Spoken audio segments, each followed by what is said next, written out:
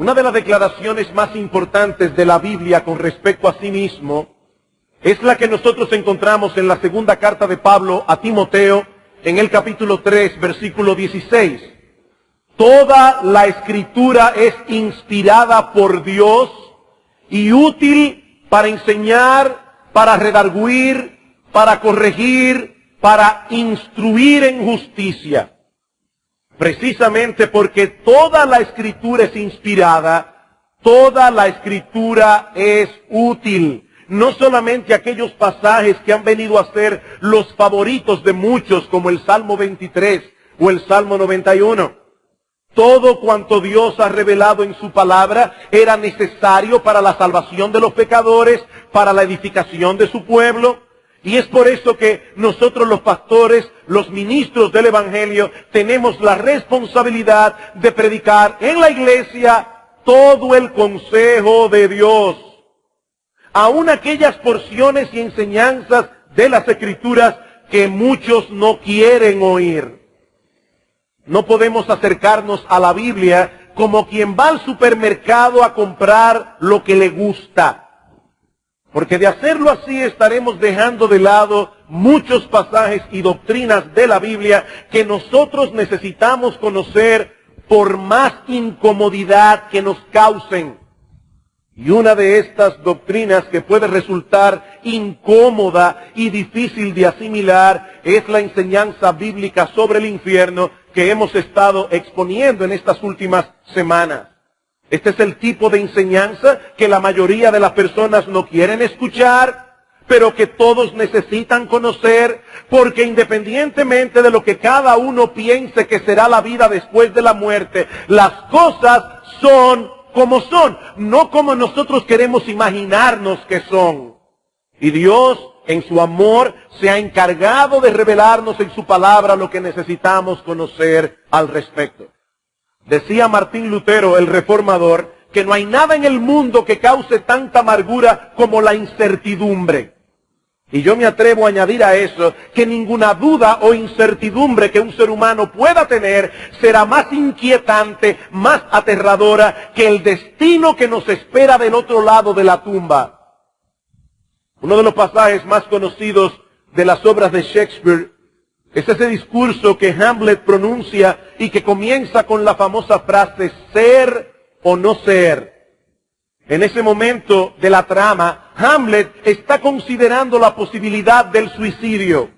Pero entonces reflexiona más profundamente y dice, el temor al más allá, la tierra inexplorada de cuyas fronteras ningún viajero vuelve, detiene los sentidos y nos hace soportar los males que tenemos antes que huir hacia otros que ignoramos.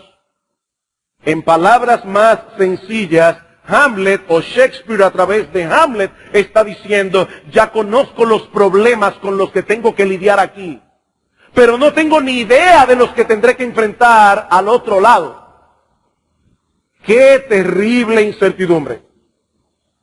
Podemos tratar de evadir ese pensamiento, pero como decíamos el domingo pasado, no podremos evadir el hecho.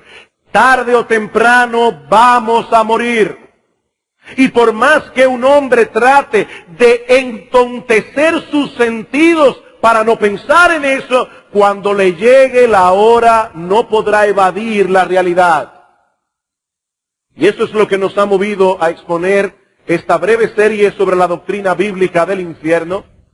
Pero una vez nos hemos expuesto a estas enseñanzas que hemos dado en los sermones anteriores, la pregunta que debemos hacernos ahora es, ¿cuál es el efecto que esta doctrina debe producir en nosotros?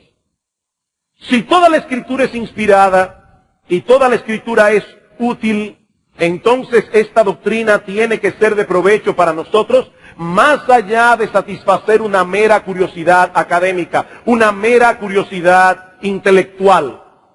No debemos escuchar lo que enseña la palabra de Dios sobre un tema como este y seguir nuestro camino igual que antes.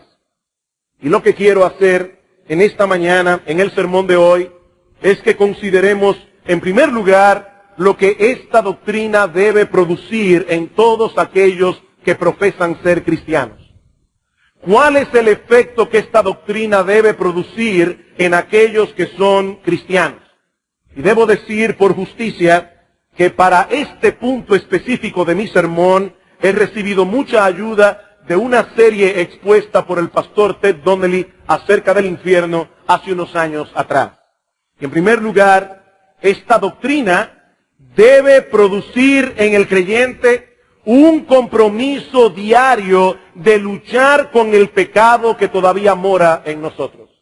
Esta doctrina debe producir en el creyente un compromiso diario de luchar con el pecado que todavía mora en nosotros. Y esta es una aplicación que el mismo Cristo hace de la doctrina del infierno.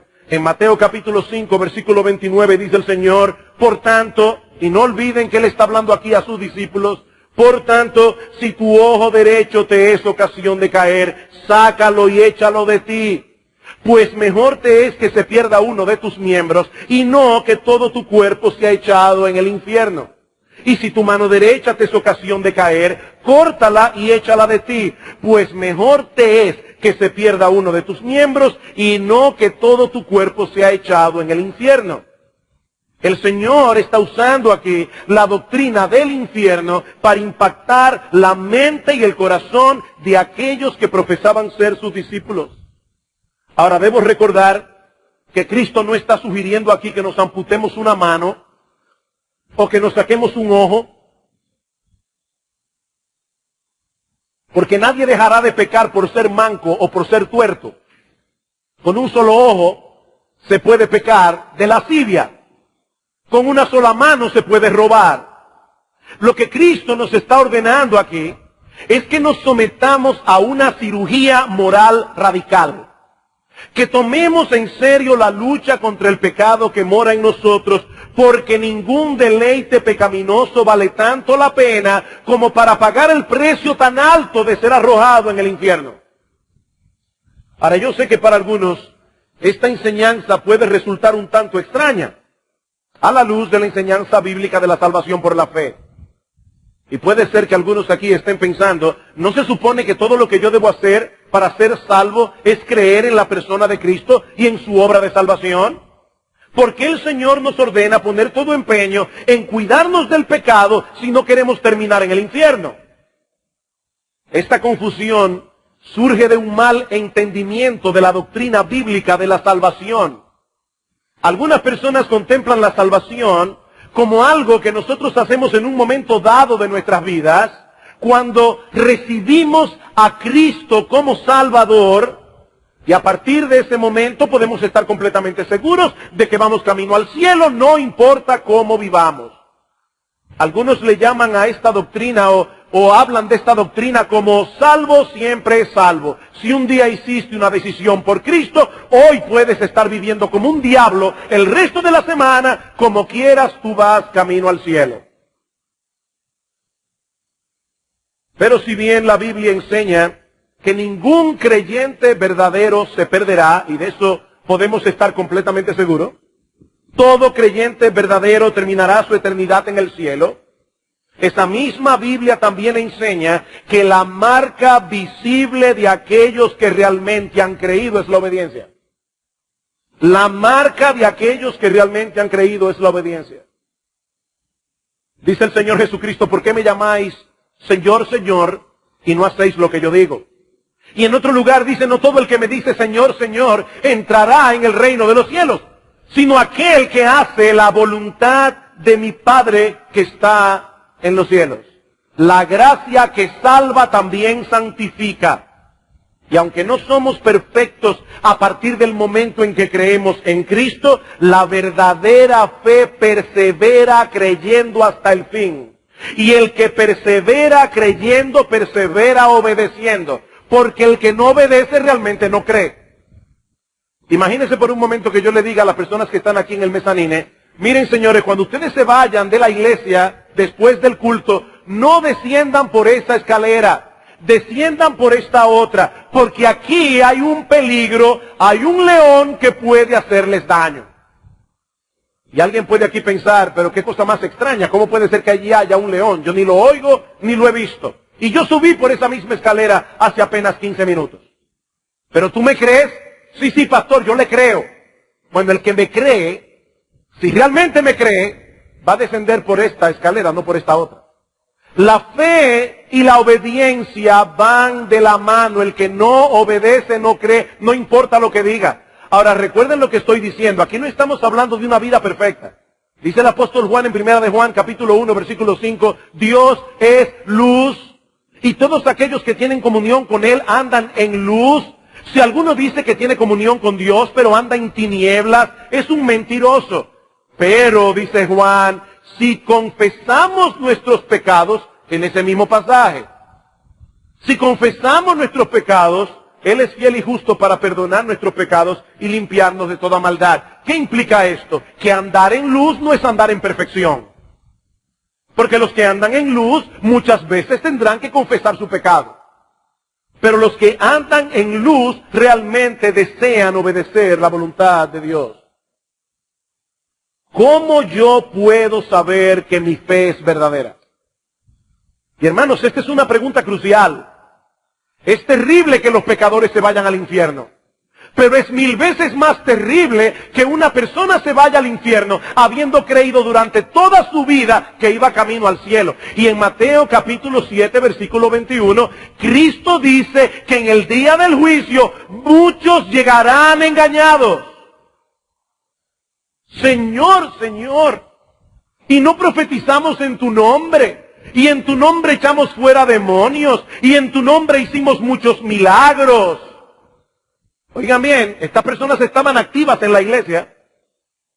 Hicieron milagros en el nombre de Cristo. No en el de Mahoma, no en el de Buda, no en el de Confucio. Pero Cristo les dirá en aquel día, yo nunca os conocí, apartaos de mí, hacedores de maldad. ¿Cómo yo puedo saber que no pertenezco a ese grupo? Bueno, la única prueba es si estás empeñado en hacer morir el pecado en tu vida. Si estás empeñado en hacer morir el pecado en tu vida. Dice el apóstol Pablo que aquellos que tienen el Espíritu de Dios, morando permanentemente en ellos, por ese mismo Espíritu de Dios, hacen morir lo terrenal en ellos. Mira, mi hermano, no importa cuánto tiempo hace que tú hiciste profesión de fe. La única garantía que tú tienes de que eres un verdadero creyente es que estés tratando con el pecado en tu vida como el pecado debe ser tratado. Y con el pecado no se juega. Con el pecado no se juega. Cristo habla aquí de una cirugía moral radical. Hace muchos años oí la ilustración de un creyente que iba en el avión y de repente, en un avión, en un vuelo, de repente la azafata le da un pedazo de bizcocho. Él dice, yo quiero reservar este bizcocho para tomármelo junto con un café. Así que le pide a la azafata que le traiga un café. Pero él está con el tenedor en las manos y el bizcocho le está llamando. Así que de repente le mete una tajada al bizcocho y se la come. Pero él mismo se dice, debo esperar para que llegue el café. Pero no resiste la tentación y le vuelve y le mete la cuchara y se come otro pedazo. Y cuando le entra la tentación de tomarse otro, dice él que él pensó, si yo sigo en esto, me voy a comer el chocolate sin el café. Así que lo miró fijamente y le dijo, ¡no! Lo que Cristo está diciendo es, hazle exactamente eso al pecado. No juegues con el pecado. Mis hermanos, nosotros estamos inmersos en una guerra y en esa guerra solo hay dos bandos. O estás en el terreno del pecado luchando contra Dios, o estás del lado de Dios luchando contra el pecado. Esa es la evidencia de que estás en el bando correcto. De no ser así, mira mi hermano o mi amigo, aunque tú profeses ser creyente, aunque tú seas miembro de Iglesia Bíblica del Señor Jesucristo, yo te digo con la autoridad de las Escrituras, todavía estás a tiempo de cambiar de bando. ¿En cuál terreno estás tú? ¿En el terreno de Dios luchando contra el pecado y avergonzándote cuando ese pecado te vence? o estás en el terreno del diablo molestándote todo el tiempo con los mandamientos de Dios. Porque si esa es tu realidad, tú no vas camino al cielo. Tú no vas camino al cielo. En segundo lugar, esta doctrina debe producir en nosotros un contentamiento inquebrantable en cualquier situación o circunstancia. Esta doctrina debe producir en nosotros un contentamiento inquebrantable en cualquier situación o circunstancia. El apóstol Pablo dice en su carta a los Filipenses, yo he aprendido a contentarme cualquiera que sea mi situación. Yo sé vivir en abundancia. En algún momento dado de su vida Pablo tuvo abundancia de bienes materiales, pero también yo sé tener escasez. Yo sé vivir en libertad y también yo sé vivir en una prisión. En todo y por todo yo estoy enseñado.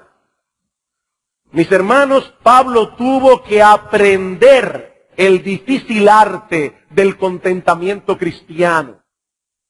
Eso no era algo natural en su corazón. Y esto es algo que todo creyente debe aprender, porque la vida en este mundo caído está llena de inconvenientes que no nos facilitan el estar contento. El Señor Jesucristo dice, en el mundo tendréis aflicción. Eso es una realidad. En el mundo tendréis aflicción. Y a todo esto debemos añadir el trabajo fino que hace el mundo para crear descontento en nosotros. Es en eso que se basan todas las campañas de publicidad. El mundo quiere convencerte de que hay un montón de cosas que tú necesitas para ser feliz y que tú no tienes. Una mejor nevera, un mejor carro, una mejor casa. Y no podemos dejar al diablo fuera de esta ecuación. Porque él está tratando constantemente de robarnos el gozo, de robarnos el contentamiento. ¿Saben por qué? Porque él sabe que la falta de gozo, la falta de contentamiento es el primer paso para la desobediencia. Y déjenme decirles algo, el diablo es un experto haciendo eso. Él logró generar descontento en el corazón de Adán y Eva estando en el huerto del Edén. En el huerto del Edén, en el paraíso. Necesitamos aprender el arte del contentamiento cristiano si queremos correr bien esta carrera. Y uno de los recursos poderosos que Dios nos ha dado, uno de los recursos que nosotros tenemos a la mano para luchar eficazmente con el descontento, es el hecho de saber que fuimos rescatados de la condenación del infierno. Fuimos rescatados de la condenación del infierno. Mi hermano, si no estás en el infierno, no tienes nada de qué quejarte. Si no estás en el infierno, no tienes nada de qué quejarte. Dice Jerry Bridges en su libro Confiando en Dios aunque la vida duela, dice él, nuestra mayor urgencia no es liberarnos de la adversidad. Ahí es que está el problema. Nosotros pensamos que nuestra mayor urgencia es librarnos de esta enfermedad, o de este problema económico, o de este matrimonio que me tiene agobiada. Dice Jerry Bridges, no. Nuestro mayor problema no es librarnos de la adversidad, pues todas las dificultades que puedan ocurrir en esta vida no pueden en ninguna forma compararse con la total calamidad de la separación eterna de Dios.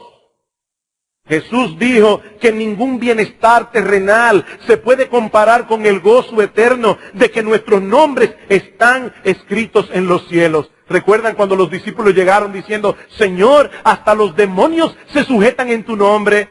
Y Cristo les dice, no se gocen tanto en el hecho de que los demonios se sujetan en su nombre, en mi nombre, sino más bien en que vuestro nombre está escrito en el libro de la vida. De forma similar, dice él, ninguna adversidad se puede equiparar con la terrible calamidad del juicio eterno de Dios en el infierno. Y más adelante añadió, si queremos una prueba del amor de Dios por nosotros, entonces debemos mirar primero a la cruz, donde ofreció a su Hijo por el sacrificio por nuestros pecados. El Calvario es la prueba concreta, absoluta e irrefutable del amor de Dios para nosotros. Miren, hermanos, créanme que ha sido muy difícil para mí estudiar en estas semanas la doctrina bíblica del infierno. No ha sido una experiencia fácil. Ha sido en ocasiones una experiencia sumamente dolorosa. Pero ¿saben qué? Al mismo tiempo esta enseñanza ha producido gozo y gratitud en mi corazón. Sí, yo sé que suena paradójico, pero eso es lo que somos los cristianos, personas bien paradójicas. Hablaba con mi esposa en estos días, pensando en esto mismo, y le decía, wow, yo hubiese podido morir antes del verano de 1977, que fue el año en que yo conocí al Señor, y haber estado desde entonces en el infierno. Pero Dios, en su bondad y en su misericordia, había decretado otra cosa para mí desde antes de la fundación del mundo. A pesar de que Él sabía que lo que yo iba a merecer por causa de mis pecados era la condenación del infierno. Queridos hermanos, nada de lo que ocurra en esta vida es comparable con lo que nosotros realmente merecíamos por nuestros pecados. Como dice el salmista en el Salmo 40, y aunque él lo dice en otro sentido, nosotros podemos aplicarlo al tema que estamos tratando aquí. Nuestro Dios nos hizo sacar del pozo de la desesperación, del lodo cenagoso. Él puso nuestros pies sobre peña y enderezó nuestros pasos. Dios lo hizo por su pura gracia, por su amor, por su bondad, por su misericordia. Por eso es que dice Pablo que nuestras aflicciones presentes no son comparables con la gloria venidera que en nosotros ha de manifestarse. Mi hermano, no son comparables. Mi hermana, no son comparables. Estamos destinados para ir al cielo únicamente por la gracia y la misericordia de nuestro gran Dios y Salvador Jesucristo. En tercer lugar, esta doctrina debe producir en nosotros una apreciación cada vez más profunda del amor y los méritos de nuestro Señor Jesucristo. Esta doctrina debe producir en nosotros una apreciación cada vez más profunda del amor y de los méritos de nuestro Señor Jesucristo. Mis amados hermanos, si hay una doctrina en la Biblia que nos ayuda a comprender el alcance del amor de Cristo por nosotros, es la doctrina bíblica del infierno. Porque eso fue lo que Él tuvo que padecer en esas horas amargas de la crucifixión para librarte a ti y a mí de esa terrible condenación, de ese terrible castigo. Mis hermanos, piensen en esto por un momento.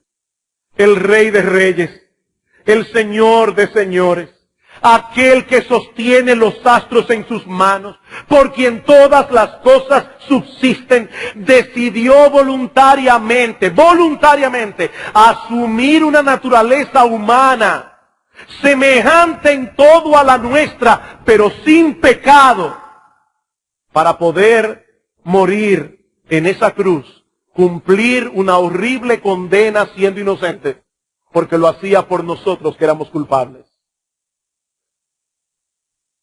En nuestros primeros años de conversión escuchábamos un himno que decía: su potestad sin igual, en el cielo Él gobernaba, los ángeles su voluntad siempre cumplían, pero un día le vi cargar su cruz por la senda de dolor y muerte, a ese mismo a quien los ángeles obedecían. Por mí murió, oh qué gran amor. ¡Oh, qué gran amor! Recientemente se estrenó la película, o hace ya unos años, de Mel Gibson, La Pasión de Jesús. Yo no la vi. Realmente tampoco me interesa verla. Pero esa película resaltaba, según las críticas que leí en una forma muy gráfica, los sufrimientos físicos del Señor. Pero ¿saben una cosa? Ninguno de esos sufrimientos, por horribles que fueron, se puede comparar siquiera con el sufrimiento espiritual que significó para Cristo, para nuestro Señor, para el Dios encarnado, tomar sobre sí nuestros pecados y experimentar en cuerpo y alma la justa ira de Dios. Él tuvo que sufrir el infierno para que nosotros pudiésemos ir al cielo. Dios mío, Dios mío, ¿por qué me has desamparado? ¿Alguna vez has pecado contra Dios y has sentido en lo más profundo de tu alma una vergüenza casi insoportable? Y sientes que de repente el cielo se volvió de bronce para ti. Y que hay una contienda entre Dios y tú. ¿Alguna vez has sentido eso? Piensa en Cristo. El inocente. Aquel que nunca experimentó esa amarga sensación.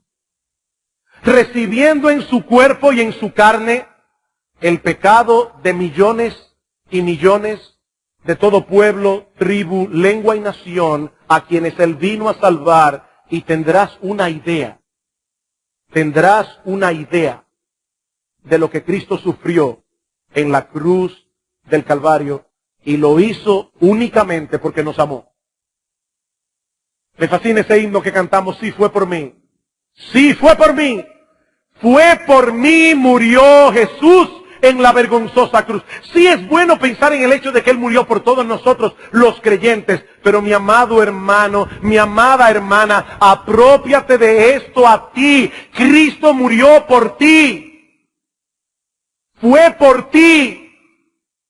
En un hombro llevaba la cruz, camino al Gólgota, y en la otra mano llevaba el libro de la vida, donde estaba escrito tu nombre, con nombre y apellido. Y mira, yo no sé cuál es la condición espiritual en que tú estás en este momento, pero déjame decirte algo: el amor de Cristo es inalterable, el amor de Cristo es inmutable, y por lo tanto Él no te ama hoy ni un ápice menos de lo que te amaba cuando estaba derramando su sangre por ti en la cruz del Calvario. ¡Oh, qué gran amor! ¡Oh, qué gran amor! Pero esta doctrina no solo nos ayuda a ver el amor de Cristo, a apreciar el amor de Cristo, sino también sus méritos, su obra de salvación. El infierno es algo tan horrible porque la justicia de Dios es infinita, y sin embargo, una sola muerte fue suficiente. Una sola muerte fue suficiente para satisfacer por completo la justicia infinita de un Dios infinito. Como dice el autor de los Hebreos, ya Cristo no tiene necesidad de seguir sacrificándose una y otra vez, una y otra vez, una y otra vez, porque con una sola ofrenda hizo perfectos para siempre a los santificados. Oh, qué glorioso es nuestro Salvador. ¡Qué glorioso es nuestro Salvador! Una sola muerte derramó su sangre hace 2000 años en la cruz del Calvario, y de allí brotó un manantial de sangre que todavía puede limpiar tus pecados. Por eso dice Pablo en Gálatas capítulo 6, versículo 14, lejos esté de mí gloriarme en cualquier otra cosa que no sea en la cruz de nuestro Señor Jesucristo. Esa es nuestra gloria. No nos gloriamos en que venimos a la iglesia todos los domingos. No nos gloriamos en el hecho de que nosotros no vivimos como viven los demás impíos. No. Nuestra gloria es Cristo. No nos gloriamos en nada que haya en nosotros. Nos gloriamos únicamente en Él. En Él. Lejos esté de mí gloriarme, sino en la cruz de nuestro bendito Señor y Salvador Jesucristo. En cuarto lugar, En cuarto lugar, esta doctrina debe producir en nosotros un celo renovado por el evangelismo bíblico. Esta doctrina debe producir en nosotros un celo renovado por el evangelismo bíblico. Queridos hermanos, alrededor nuestro hay un montón de personas que van camino al infierno. Y por la gracia de Dios, solo por la gracia de Dios, nosotros tenemos en nuestras manos el instrumento que Dios ha decidido usar para salvar a los pecadores, el Evangelio de Cristo. Pablo le dice a los romanos, yo quiero ir a Roma y tener algún fruto entre ustedes también. Pablo, ¿y por qué tú quieres venir a Roma a predicar ese mensaje que tantos problemas te ha causado a través de todo tu ministerio? Alguien decía que cuando Pablo llegaba a una ciudad, él no preguntaba cómo eran los hoteles o cómo eran los albergues. Pablo preguntaba más bien, ¿cómo es la cárcel aquí? Porque muchas veces llegó a parar a una. Y ahora quiere ir a Roma a predicar el Evangelio. ¿Por qué, Pablo? Dice, porque yo no me avergüenzo del Evangelio. Porque el Evangelio es poder de Dios para salvación. Es la dinamita de Dios para salvación a todo aquel que cree. Al judío primeramente y también al griego. Si nosotros creemos por las Escrituras que Dios es soberano. Si nosotros creemos en las Escrituras que Dios eligió quienes se iban a salvar. Lo creemos. Y no nos avergüenza decir que lo creemos. Pero ¿saben qué, mis amados hermanos? Esa fortaleza doctrinal puede ser una debilidad. Esa fortaleza puede ser una debilidad. Sí, Dios es soberano. Pero el mismo Dios que eligió a los que se habrían de salvar, también eligió el medio por el cual habrían de ser salvos. Y ese medio no es otro que la predicación del Evangelio. La predicación del Evangelio. ¿Qué dice Pablo en 1 Corintios capítulo 1, versículo 18 al 25? Pablo dice que él no viene a predicar con palabras de sabiduría humana, sino con las que enseña el Espíritu. Él viene a predicar a Cristo y este crucificado. Para los judíos locura, para los griegos locura, para los judíos tropezadero. Pablo decía, los judíos buscan sabiduría. Los griegos, buscan sabiduría. Ellos quieren oratoria. Los judíos, en cambio, buscan señales. Ellos quieren milagros. ¿Y saben qué hacen muchas personas en el día de hoy? Darle a la gente lo que la gente quiere oír. O lo que la gente quiere ver. Vengan a esta campaña de sanidad. Los cojos se van a parar. Los ciegos van a ver. No, mi amigo, déjame decirte una cosa. Lo que Dios usa para salvar a los pecadores es la predicación del Evangelio. Y el que no se salva escuchando la predicación del Evangelio no se va a salvar ni que vea a un muerto levantarse de la tumba. Y yo no estoy exagerando. Esa fue la enseñanza de Cristo en Lucas capítulo 16. En la parábola del rico y Lázaro. ¿Qué dice el rico en la parábola? Padre Abraham, yo tengo 4 hermanos. Yo te ruego que tú envíes a Lázaro para que les predique, a fin de que no vengan ellos también a este lugar de tormento. Este hombre estaba tan acostumbrado a dar órdenes que todavía en el infierno creía que Lázaro era su mandadero, su muchacho de mandado. Envía a Lázaro a que le predique. ¿Y qué le dice Abraham? No, a Moisés y a los profetas tienen, óiganlos. No, Padre Abraham, pero yo sé que si alguno va y resucita de entre los muertos y le advierte a mis hermanos, se salvarán. Y Cristo le dice, no, si no creen escuchando a Moisés y a los profetas, tampoco creerán aunque alguno se levante de los muertos. Dios ha elegido la locura de la predicación para salvar a los pecadores. Nosotros debemos orar por la salvación de los pecadores. Pablo dice en Romanos capítulo 10, mi oración a Dios por Israel es para salvación. Mi oración a Dios por Israel es para salvación. ¿Y saben qué? Para algunas personas es extraño que se diga, pero si ustedes creen que Dios ha elegido, ¿para qué oran? No, si yo no creyera que Dios es soberano, yo no oraría.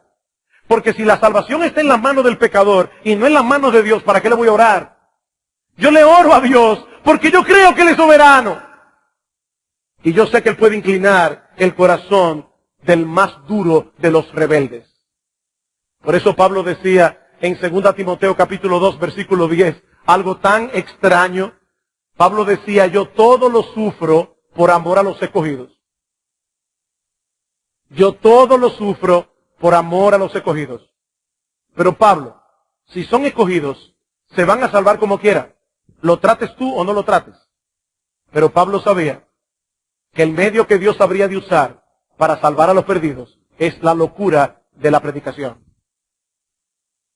Jóvenes que están aquí en esta mañana y que profesan ser cristianos, vivan el Evangelio. Vivan el Evangelio. Sí, yo sé que esto es para todos. Pero ustedes jóvenes de manera particular, en sus universidades, vivan el Evangelio. Dice el apóstol Pedro, santifiquen a Dios el Señor en vuestros corazones y estad siempre preparados para presentar defensa con mansedumbre y reverencia ante todo el que os demande razón de la esperanza que hay en vosotros. ¿Saben por qué Pedro dice eso? Porque si ustedes viven como deben vivir, van a levantar preguntas. ¿Por qué tú no te ríes de los chistes de lo que otros se ríen? ¿Por qué tú nos vas a todos los lugares a los que nosotros vamos? Ah, porque yo soy creyente. Yo soy creyente. Estad siempre preparados para presentar defensa con mansedumbre y reverencia. El gran predicador Spurgeon creía firmemente en la doctrina de la elección. Sin embargo, todos los sábados, su iglesia se movilizaba por todo Londres a predicar el Evangelio en las calles. Iban a donde estaban los borrachos, tomaban los niños para darles clases de la Biblia. Leí hace muchos años que en cierta ocasión Francis Schaeffer estaba en el lugar donde él enseñaba. Este hombre fue un gran pensador cristiano, uno de los más grandes del siglo XX, un hombre sumamente profundo. Y dice que él estaba sentado con un grupo de alumnos en La Brie, allá en Suiza, donde él enseñaba. Y uno de ellos le preguntó, señor Schaeffer, ¿qué va a pasar con aquellos que nunca han oído el Evangelio? Y tal vez ellos estaban esperando una respuesta sumamente intelectual, sumamente académica. ¿Saben cuál fue la respuesta de Francis Schaeffer? Se tapó la cara con las manos y comenzó a llorar. Comenzó a llorar. Mis hermanos, nosotros tenemos en las manos el mensaje del Evangelio. Y a nuestro alrededor hay un montón de pecadores que perecen cada día. Nosotros les debemos el Evangelio. Ahora, noten que yo decía hace un momento, un evangelismo bíblico. Un celo renovado por un evangelismo bíblico. Y digo esto porque lamentablemente mucho del evangelismo que se hace en el día de hoy en muchas iglesias no es bíblico.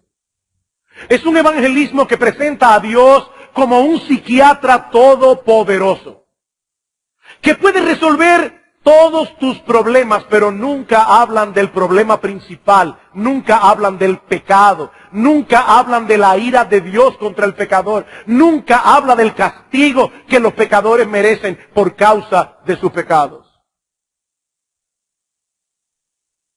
No, el verdadero evangelismo comienza con la ira de Dios. En el pasaje que citaba en Romanos capítulo 1, Pablo dice, yo quiero ir a Roma para predicar el Evangelio, porque en el Evangelio se revela la justicia de Dios por fe y para fe, como está escrito, mas el justo por la fe vivirá. Pablo, ¿y por qué tú quieres predicar ese mensaje? Ah, porque la ira de Dios se revela desde el cielo contra toda impiedad e injusticia de los hombres que detienen con injusticia la verdad. Mis hermanos, el Evangelio de la Biblia no comienza diciendo Dios te ama y tiene un plan maravilloso para ti. El Evangelio de la Biblia comienza diciendo Dios odia el pecado y está airado contigo por tus iniquidades. Ah, pero Él ofreció la salvación en la persona y la obra de Cristo. En quinto lugar, esta doctrina debe producir en nosotros una aceptación humilde de los propósitos soberanos de Dios. Esta doctrina debe producir en nosotros una aceptación humilde de los propósitos soberanos de Dios. Y esto en dos aspectos básicos. Y por favor no piensen que me estoy contradiciendo. Pero en primer lugar, debemos aplicar esta doctrina en lo concerniente a nuestra responsabilidad en cuanto al evangelismo. Yo acabo de decir que esta doctrina debe producir en nosotros un celo renovado por el evangelismo bíblico. Pero ahora estoy diciendo, mis amados hermanos, que nosotros tenemos que tomar esta doctrina y aplicarla a nuestra responsabilidad en cuanto al evangelismo. Hay algunos predicadores que meten una presión psicológica sobre la conciencia de los cristianos que prácticamente implica que tú no deberías hacer ninguna otra cosa que no sea pasarte las 24 horas del día, los 7 días de la semana, predicando el evangelio. ¿Sabes qué? Dios no te está pidiendo eso. Dios no te está pidiendo eso. Nuestra responsabilidad es limitada. Los que terminen en el infierno lo eligieron por ellos mismos. Claro que si nos quedamos callados, seremos culpables por esa inexcusable falta de compasión para los que se pierden. Pero mis amados hermanos, nuestra responsabilidad, nuestro alcance es limitado. Aparte de que Dios nos ha mandado a hacer muchas otras cosas en la vida, nosotros tenemos responsabilidades familiares, nosotros tenemos responsabilidades laborales, nosotros tenemos responsabilidades con la iglesia a la que pertenecemos. Aquel que descuida todas esas áreas de su vida para dedicarse únicamente al evangelismo es porque tiene una perspectiva desbalanceada de la vida y una perspectiva desbalanceada de su propia responsabilidad. Mis hermanos, cuidado con el complejo mesiánico. ¿Saben lo que es el complejo mesiánico? Si no lo hago yo, nadie lo va a hacer. No, gracias al Señor, Él tiene pueblo suyo en todas partes, para que predique el evangelio y para que alcance aún a aquellos a quienes nosotros no podemos alcanzar. Pero por el otro lado, en este mismo punto, esta doctrina nos llama a aceptar humildemente los designios de Dios concernientes al infierno en sí. Concernientes al infierno en sí. Y digo esto, mis hermanos, porque nuestra naturaleza compasiva, lo cual es bueno, puede convertirse fácilmente en un cuestionamiento de la justicia de Dios. Cuidado, nosotros no estamos en posición de entender a Dios en toda su magnitud. Él es bueno. Para siempre su misericordia, pero Él creó un infierno para los pecadores. Y yo no soy quien para escoger un aspecto de Dios y desechar el otro. Tampoco estoy en posición de evaluar a Dios. Mis hermanos, hay muchas cosas que nosotros vamos a entender del otro lado del tiempo. En la eternidad, aquí no podremos entenderlo. Cuidado, cuidado, con que tu naturaleza compasiva no se convierta en un cuestionamiento de Dios mismo. Pero esta doctrina también debe producir algo en los incrédulos. Esta doctrina debe producir algo en los incrédulos. Hermanos, el efecto que esta doctrina debería producir en aquellos que no conocen a Cristo es más que evidente. Dios ha dejado claras advertencias en su palabra para que los hombres puedan huir de la ira venidera cuando todavía tienen tiempo de escapar. Seguramente muchos aquí han escuchado el famoso soneto titulado Soneto al Cristo Crucificado, una composición poética del siglo XVI, escrita por un autor anónimo. Este soneto dice: No me mueve, mi Dios, para quererte el cielo que me tienes prometido, ni me mueve el infierno tan temido para dejar por eso de ofenderte. Tú me mueves, Señor, muéveme el verte clavado en una cruz y escarnecido, muéveme ver tu cuerpo tan herido, muéveme tus afrentas y tu muerte, muéveme en fin tu amor, y en tal manera que aunque no hubiera cielo yo te amara, y aunque no hubiera infierno te temiera. No me tienes que dar porque te quiera, porque aunque lo que espero no esperara, lo mismo que te quiero te quisiera. Yo puedo simpatizar con la expresión desinteresada de amor que este autor quiso expresar, pero ¿saben qué? Cristo usa la realidad del infierno como una razón válida para que los pecadores se reconcilien con Dios. No temáis a los que matan el cuerpo, mas el alma no pueden matar. Temed más bien a aquel que puede destruir tu cuerpo y tu alma en el infierno. El apóstol Pablo dice en su discurso a los atenienses, dice, es hora de que se arrepientan porque Dios ha decretado un día por el que ha de juzgar al mundo por medio de ese varón a quien resucitó de los muertos. Mi amigo, el tiempo para arrepentirse es ahora. El tiempo es este instante. No solo porque el mañana es incierto, sino también porque la vida es valiosa y no debe ser desperdiciada. Algunas personas tienen la idea equivocada de que ellos pueden esperar tranquilamente hasta que estén a punto de morir, entonces reconciliarse con Dios, así no perdieron esta vida, pero ganaron el cielo. Ahora, este pensamiento parte de dos premisas totalmente equivocadas. La primera es que la salvación está en tus manos y que la puedes tomar cuando quieras. Pero lo cierto es que la salvación está en las manos de Dios. Y lo único que sabemos es que Él ahora, hoy, en este instante, te está concediendo la oportunidad de arrepentirte. Y yo lo sé porque Él te está permitiendo escuchar su palabra. Y ya hemos visto que ese es el instrumento que Él usa para salvar a los pecadores. No espere nada más extraordinario. Ciertamente existe la posibilidad de salvarse unos minutos antes de morir. El ladrón en la cruz se salvó de esa manera.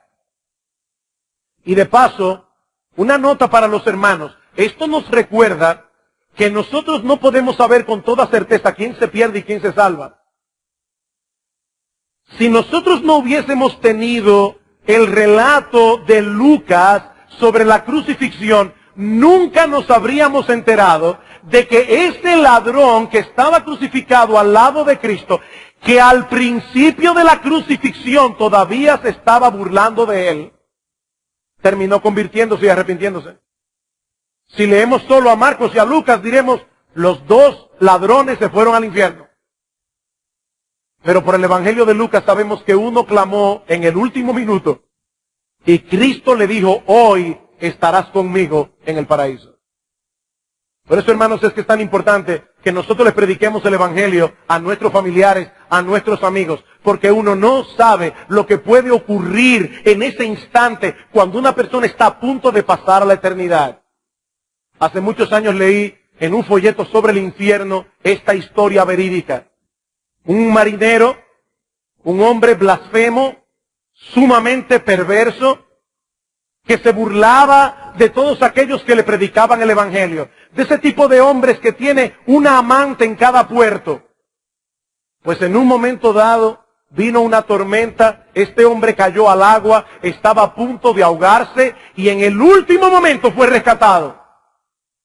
Él dice que cuando él estaba en el agua, a punto de fallecer, recordó su historia, recordó el mensaje del Evangelio y allí a punto de perecer clamó, Dios mío, ten misericordia de mí, perdona mis pecados, no me dejes morir así.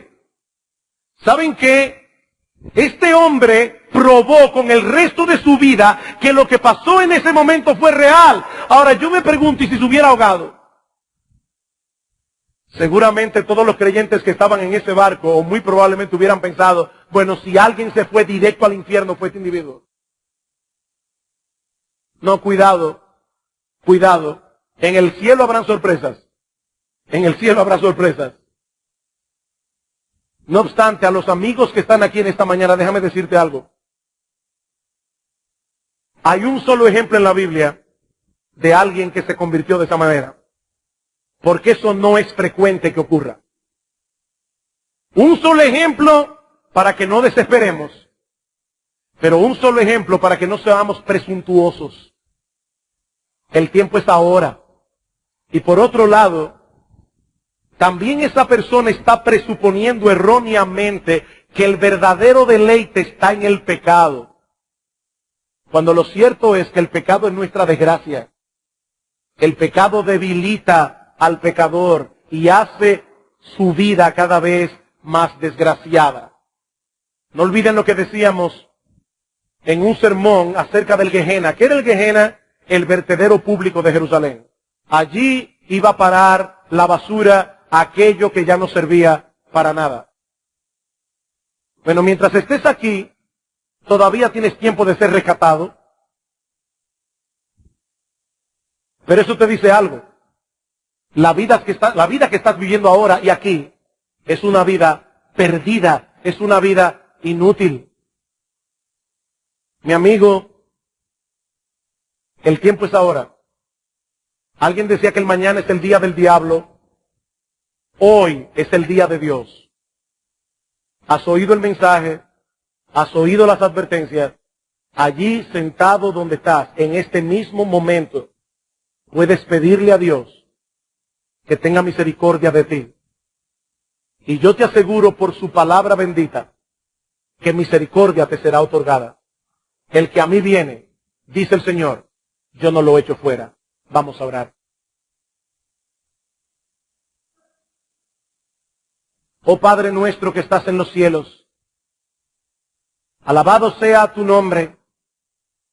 Glorias sean dadas a ti, Señor y Dios Todopoderoso. Gracias por habernos dado la oportunidad de predicar tu palabra. Gracias, oh bendito Rey de Reyes y Señor de Señores. Yo te ruego, Señor, que tú uses tu palabra para glorificarte en este día, en la salvación de los pecadores. Porque te lo pedimos en el nombre de Cristo. Amén.